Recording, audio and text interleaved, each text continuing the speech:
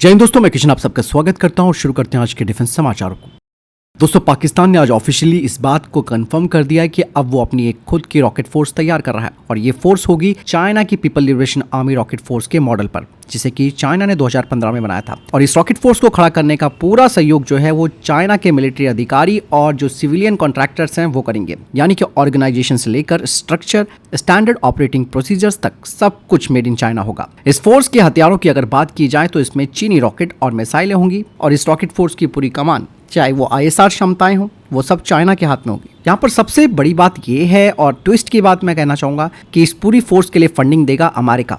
जी हाँ, जो कल तक पाकिस्तान के ऊपर आतंकवाद का आरोप लगाता था, वही अब इस रॉकेट फोर्स के लिए बिल का भुगतान करेगा। दोस्तों, सवाल ये है कि क्या ये पाकिस्तान की स्ट्रैटेजिक ताकत में एक बड़ा उछाल हो सकता है, जिस तरीके से उसने रॉकेट फोर्स बनाने का ऐलान किया है, या फिर चाइना, अमेरिका और पाकिस्तान की नई डिफेंस पॉलिटिक्स हो सकती है। ये उसका एक नया अध्याय हो सकता है और आने वाले समय में इसका असर भारत के सुरक्षा समीकरण पर कितना गहरा पड़ेगा, ये तो वक्त बताएगा। फिलहाल आपको क्या लगता है इस बारे में कमेंट सेक्शन में लिखकर जरूर बताएगा। इवन दोस्तों, अगस्त का महीना भारत, रशिया और चाइना यानी कि RIC के लिए काफी महत्वपूर्ण माना जा रहा है। इस महीने होने वाली 3 बड़ी हाई लेवल की मीटिंग्स पर पूरी दुनिया की नजरें टिकी होंगी। सबसे पहले 18 अगस्त को चीन के विदेश मंत्री वांग यी दिल्ली आएंगे। यहाँ भारत के राष्ट्रीय सुरक्षा सलाहकार अजीत डोभाल के साथ स्पेशल रिप्रेजेंटेटिव लेवल की बातचीत करेंगे। LAC, बॉर्डर स्टैंड ऑफ और द्विपक्षीय रिश्तों पर यह मुलाकात काफी इंपॉर्टेंट मानी जा रही है। इसके बाद 21 अगस्त को भारत के विदेश मंत्री डॉक्टर S जयशंकर मॉस्को पहुंचेंगे। यहाँ पर वो रशिया के विदेश मंत्री सर्गेई लावरोव के साथ बातचीत करेंगे। एजेंडा होगा डिफेंस कोऑपरेशन, ऊर्जा सहयोग और बदलते हुए वैश्विक समीकरण। और फिर महीने का सबसे बड़ा आयोजन 31 अगस्त को, जब प्रधानमंत्री श्री नरेंद्र मोदी जी चाइना जाएंगे SCO समिट में। और यहाँ दोस्तों मंच पर बैठे होंगे भारत, चीन, रूस और मध्य एशिया के कुछ प्रमुख नेता। दोस्तों, इन तीनों मुलाकातों का मतलब ये है कि अगस्त में एशिया की जियोपॉलिटिक्स नए मोड़ पर आ सकती है। सवाल ये है कि क्या RIC के बीच सामंजस्य बढ़ेगा या फिर से मतभेद आएंगे, या फिर ये मतभेद दूर होकर के संबंध और गहरे होंगे। जवाब जल्द ही मिलेगा। इवन दोस्तों, यहाँ पर यह भी कहा जा रहा है कि ब्रिक्स करेंसी पर भी चर्चा हो सकती है। आज दुनिया डॉलर डोमिनेंस से बाहर निकलने के नए रास्ते खोज रही है और ब्रिक्स देशों के बीच एक साझा मुद्रा की बातचीत अब सिर्फ थ्योरी नहीं बल्कि संभावित भविष्य का हिस्सा भी बन चुकी है। अब सवाल यह है कि दोस्तों, ब्रिक्स करेंसी को लेकर क्या तीनों ही देश बड़े स्टेप उठा सकते हैं? क्योंकि दोस्तों, अगर ब्रिक्स करेंसी हकीकत बन गई तो ये सिर्फ फाइनेंस की दुनिया में नहीं बल्कि ग्लोबल पावर बैलेंस को भी बदल सकती है।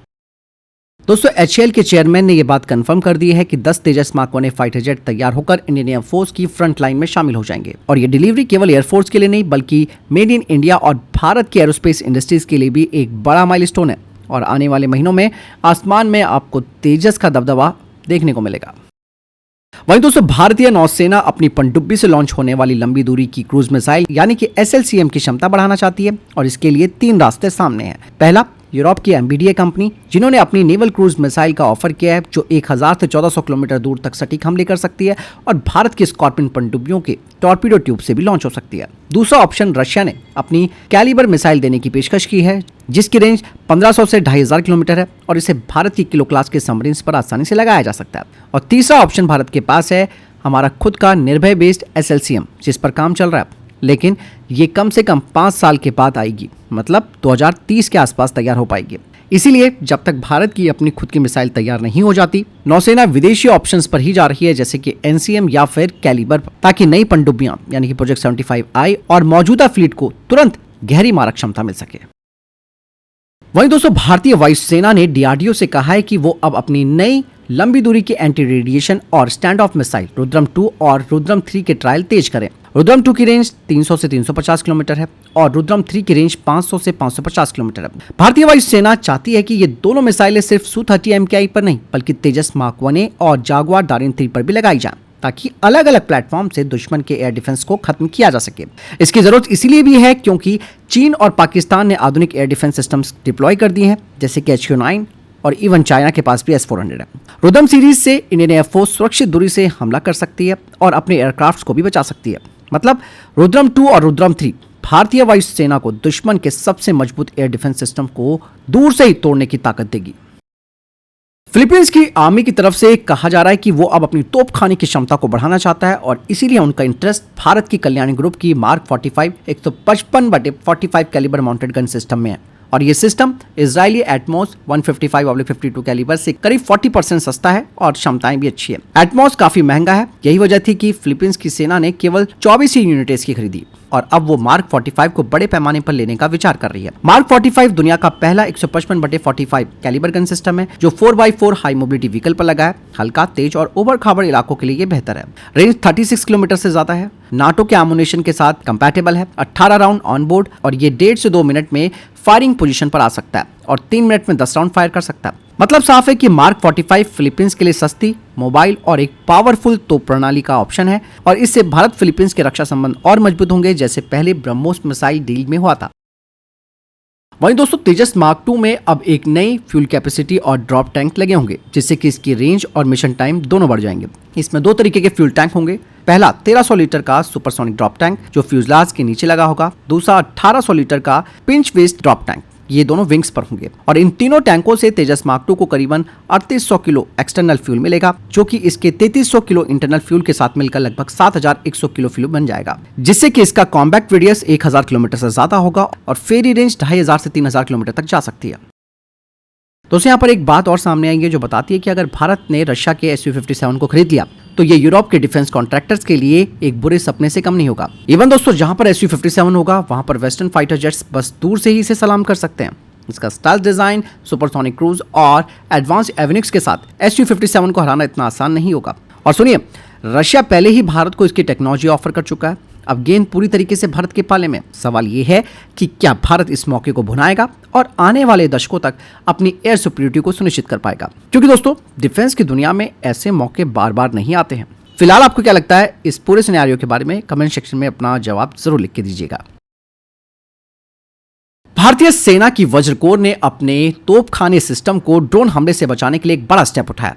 अब BM-21 ग्रेड स्मर्च और Pinaka multiple rocket launcher system पर एंटी ड्रोन कोप केज लगाए जा रहे हैं और ड्रोन्स युद्ध में एक बड़ा खतरा बन चुके हैं, खासकर कि छोटे सस्ते UAV जो कि विस्फोटक या फिर निगरानी उपकरण लेकर आते हैं। रशिया यूक्रेन जंग से सीख लेकर भारतीय सेना ने अपने इन वाहनों पर जाली यानी कि मैश जैसे कोप केज फिट करने शुरू कर दिए हैं, जिससे कि ड्रोन द्वारा गिराए गए ग्रेनेड या बम का असर कम हो जाता है या फिर वो समय से पहले फट जाते हैं। BM-21 ग्रेड जो कि 122 mm रॉकेट लॉन्चर 40 रॉकेट से 20 सेकंड में दाग सकता है और 40 किलोमीटर तक मार सकता है। ऐसे में अब कोप केज लग जाने से ये दुश्मन के ड्रोन के हमलों से ज्यादा सुरक्षित रहेगा और अपग्रेडेड स्मर्च 90 किलोमीटर रेंज और स्वदेशी पिनाका पर भी इसका इस्तेमाल किया जाएगा और ये बदलाव सेना को पश्चिमी और उत्तरी सीमाओं पर दुश्मन के आधुनिक ड्रोन खतरों से लड़ने में बड़ी मदद देगा। वहीं दोस्तों पाकिस्तान ने भारत की आकाश एयर डिफेंस सिस्टम की सफलता के बाद नई फतेह 4 क्रूज मिसाइल को पेश किया है। पहले की फतेह 1 और फतेह 2 रॉकेट ऑपरेशन सिंदूर में आकाश सिस्टम के द्वारा आसानी से मार गिराए गए थे, इसलिए अब पाकिस्तान ने एक ज्यादा एडवांस हथियार बनाया। फतेह 4 की रेंज 750 किलोमीटर से ज्यादा है और ये कम ऊंचाई पर जमीन के करीब उड़कर रडार से बचने की कोशिश करता है। इसमें AI बेस्ड गाइडेंस सिस्टम है जो चलते फिरते और स्थिर दोनों तरीके के टारगेट को 5 मीटर की कम गलती यानी कि CP के साथ मार सकता है। ये 330 किलोग्राम का हाई एक्सप्लोसिव वॉरहेड ले जा सकता है। हालांकि दोस्तों इसकी स्पीड मैक 0.7 है, जिससे कि ये भारत के आकाश, स्पाइडर, बराक 8 जैसे एयर डिफेंस सिस्टम और Su-30M का ये रफाल जैसे फाइटर जेट के लिए आसान निशाना बन सकता है। मोबाइल टेल लॉन्चर से इसे अलग अलग जगह से जल्दी तैनात तो किया जा सकता है, लेकिन ये केवल हल्के सुरक्षा वाले टारगेट्स पर ही असर डाल सकता है, ना कि भारी सुरक्षा वाले ठिकानों पर। दोस्तों भारत के बहादुर योद्धाओं ने एक बार फिर दिखा दिया कि जब देश की सुरक्षा की बात आती है तो वो किसी भी हद तक जा सकते हैं। ऑपरेशन सिंदूर, जिसमें कि इंडियन एयरफोर्स के फाइटर पायलट्स ने पाकिस्तान में आतंकवादी संगठनों के हेडक्वार्टर्स मुरीद के और बहावलपुर और इवन पाकिस्तानी सैन्य ठिकानों को निशाना बनाया था, इस मिशन की गूंज आज भी गहरी है और इस अदम्य साहस के लिए 9 वायुसेना अधिकारियों को दिया गया है वीर चक्र, जो कि भारत का तीसरा सर्वोच्च युद्धकालीन वीरता सम्मान है। और अब कल दिए जाएंगे सर्वोत्तम युद्ध सेवा पदक यानी कि SYSM, जिसमें कि 7 वरिष्ठ सैन्य अधिकारियों को जो कि युद्धकाल में सर्वोच्च विशिष्ट सेवा के लिए दिए जाते हैं। और इन 7 वरिष्ठ सैन्य अधिकारियों में lieutenant general Prateek Sharma, lieutenant general Rajiv Ghai, vice admiral Sanjay Jasjit Singh, air marshal Narmadeshwar Tiwari, air marshal Nageshwar Kapoor, air marshal Jitendra Mishra, air marshal Awadhesh Kumar Bharti शामिल है। दोस्तों ये सिर्फ पदक नहीं है, ये उन क्षणों की पहचान है जब हमारे सशस्त्र बलों ने असंभव को संभव बनाया। ऑपरेशन सिंदूर आने वाले वर्षों तक भारत के सैन्य इतिहास में स्वर्ण अक्षरों में लिखा जाएगा। वहीं दोस्तों garden reach ship builder and engineers ने 14 अगस्त 2025 यानी कि आज भारतीय नौसेना को अपना 113वां युद्धपोत इशाक सौंप दिया है। लार्ज सर्वे वेसल श्रेणी का तीसरा जहाज है। इससे पहले आईएनएस संध्याक और आईएनएस निर्देशक को नौसेना में शामिल किया जा चुका है।